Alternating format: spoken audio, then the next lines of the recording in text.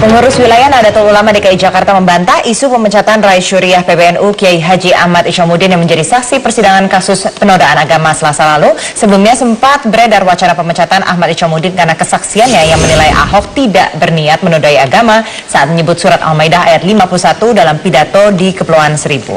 Pendapat Isyomudin ini disampaikan setelah menyaksikan rekaman video pidato Ahok pada tanggal 29 September 2016 silam secara utuh.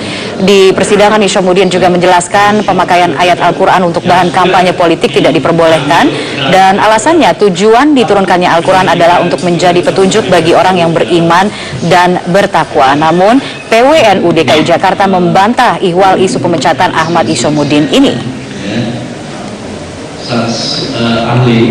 Oh enggak ada pemecatan di PBNU, enggak ada. Kalau MUI saya nggak tahu, karena saya bukan orang MUI. Tapi kalau DNU sendiri nggak ada ya? DNU nggak ada, insya Allah nggak ada. Nggak ada pemecatan di NU. Sikap NU sendiri masih tengah ya Pak ya? Ya, sikap NU itu, NU secara lembaga kan tidak pernah menentukan pilihan dalam segala ajang pilkada ataupun pilpres, tapi mengembalikan kepada pengurus dan juga anggota NU untuk ya terserah mau pilih yang mana, terserah gitu loh. Itu hak individu. Kesaksian Ahmad Isyomudin dalam persidangan Basuki Cahayapurnama menyatakan tidak ada unsur penodaan agama. Ahmad Isyomudin juga menegaskan kesediaannya memberikan pernyataan di persidangan sebagai pribadi, bukan sebagai lembaga. Dalam sidang kasus penodaan agama Selasa 21 Maret 2017 dengan terdakwa Basuki Cahayapurnama, Rais Syuriah PBNU Ahmad Isyomudin yang dihadirkan sebagai ahli agama Islam menilai Ahok tidak berniat menodai agama saat menyebut surat Al-Maidah ayat 51 dalam pidatonya di Kepulauan Seribu. Ia berpendapat Ahok hanya ingin meyakinkan warganya untuk mendukung program pemerintah DKI. Pendapat Isyomudin itu disampaikan setelah tokoh NU itu menyaksikan rekaman video pidato Ahok di Kepulauan Seribu pada 29 September 2016 secara utuh. Menurut Isyomudin, tidak ada unsur menjelek-jelekan yang dilakukan Ahok. Bekerja, tetapi sebagai pribadi. Saya perlu hadir sebagai penyeimbang agar hakim bisa bersikap adil, tidak melepaskan orang yang salah, dan tidak menghukum orang yang benar. Oleh karena itu saya hadir memberikan kesaksian sesuai dengan keahlian saya di bidang agama. Di persidangan Isyomudin juga menjelaskan pemakaian ayat Al-Quran untuk bahan kampanye politik tidak diperbolehkan. Alasannya tujuan diturunkan Al-Quran adalah untuk menjadi petunjuk bagi orang yang beriman dan bertakwa. Pemakaian ayat-ayat suci untuk tujuan politik berpeluang membuat pemaknaan terhadap firman Tuhan melenceng. Tim Liputan Metro TV. Nama Ahmad Isyomudin dikenal sebagai sosok yang fokus memperdalam ilmu syariah. Isyomudin juga aktif sebagai dosen di Fakultas Syariah IAIN Raden Inten Lampung. Ahmad Isyomudin tercatat berdomisili di Lampung dan masih aktif mengajar sebagai dosen Fakultas Syariah di Institut Agama Islam Negeri Raden Inten Lampung. Isyomudin juga tercatat menjabat sebagai Roi Syuriah PBNU dan Wakil Ketua Komisi Fatwa Majelis Ulama Indonesia. Selain itu, Ahmad Isyomudin juga tercatat aktif sebagai pembicara dalam perspektif Islam dan masalah sosial seperti korupsi dan toleransi.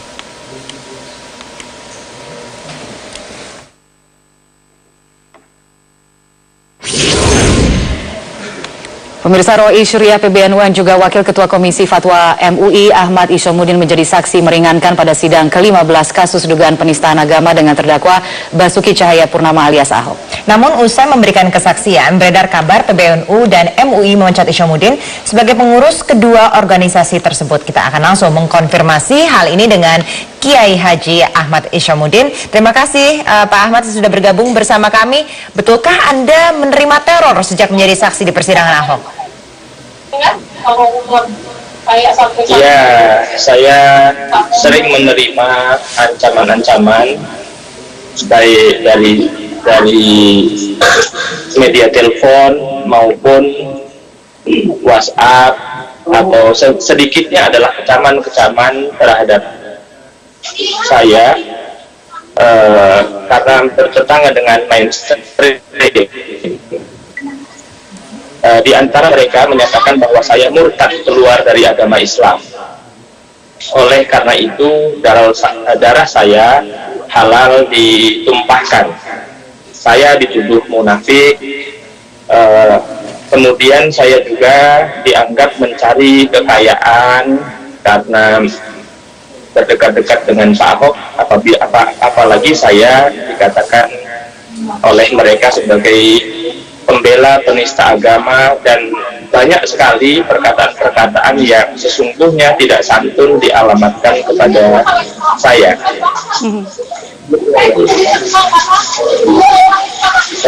Yang demikian itu tentu adalah sebuah resiko yang saya sudah mengetahui akibat dari sebuah keputusan yang saya ambil, bahwa apa yang saya mendapatkan celaan, mendapatkan dan lain-lain dari orang ini dan lain-lain dari orang yang tidak berpendapat dengan saya.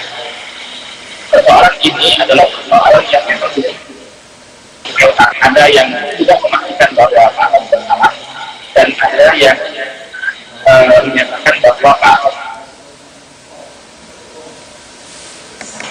di persidangan ini saya hadir dan memberi kesaksian agar persoalan menjadi lebih jelas, memberi masukan kepada hakim agar hakim memutuskan dengan seadil-adilnya. Saya kira demikian.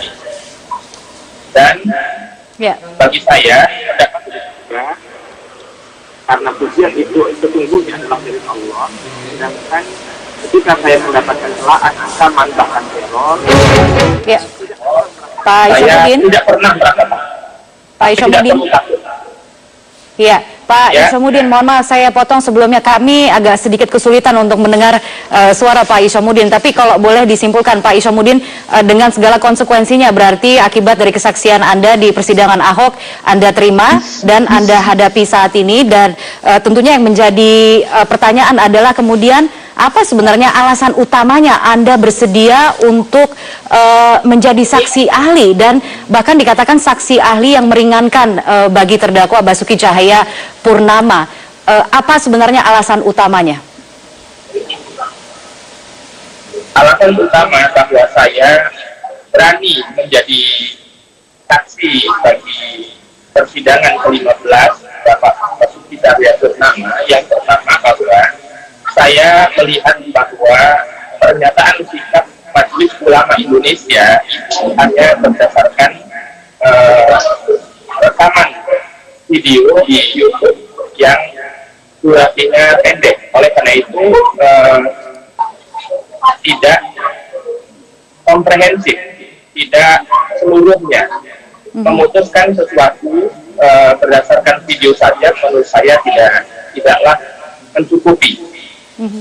Yang kedua, bahwa saya juga mengetahui bahwa Majelis Ulama Indonesia setelah memutuskan pernyataan sikapnya itu tidak lebih dahulu melakukan klarifikasi atau tabayun dalam bahasa Nahdlatul Ulama atau dalam bahasa agama, tidak melakukan tabayun atau klarifikasi terlebih dahulu kepada Bapak Basuki Cahaya Purnama sebagai pelaku, yang oleh karena itu saya berpikir bisa saja.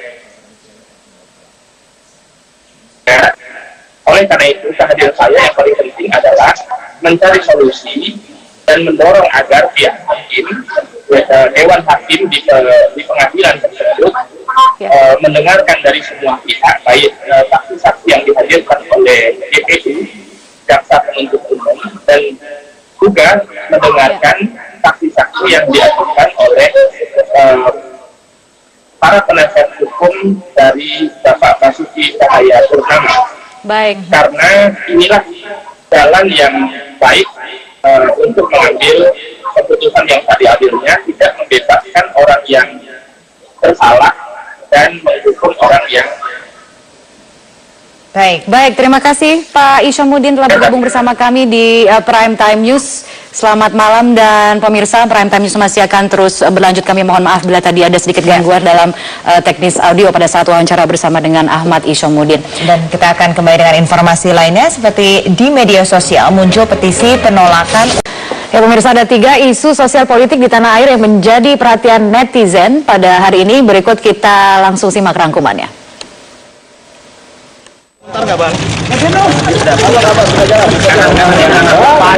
KPK kembali menetapkan Andi Narogong sebagai tersangka baru dalam kasus mega proyek KTP elektronik.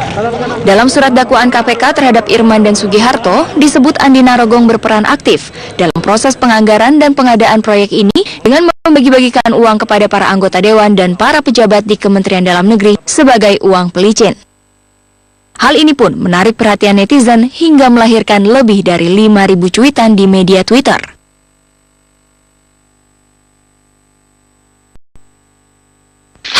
Zolimin, janganlah kamu mendekati pohon ini. Majelis Ulama Indonesia dikabarkan telah memecat Kiai Haji Ahmad Isomuddin, saksi ahli agama Islam yang juga Rai Syuriah, pengurus besar Nahdlatul Ulama Jakarta, pasca menjadi saksi yang meringankan untuk Ahok dalam sidang kasus penodaan agama yang digelar beberapa waktu lalu. Namun hal ini disangkal oleh seorang netizen yang memakai nama Ahmad Sahal dalam cuitannya di media sosial Twitter beberapa waktu lalu.